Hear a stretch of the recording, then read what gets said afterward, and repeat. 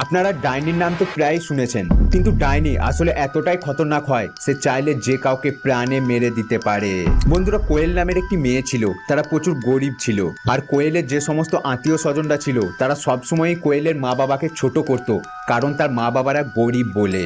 আর সেটা কোয়েলের ভালো লাগতো না। তখন একদিন কোয়েল ডাইনি বিদ্যা সম্পর্কে জানতে পারে।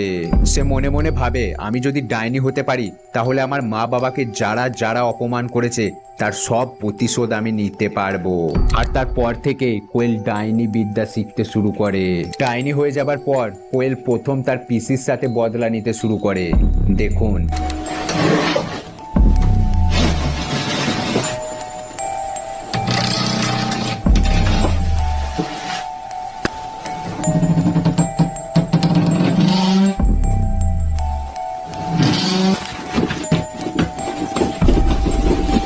এরকম ভুতুড়ে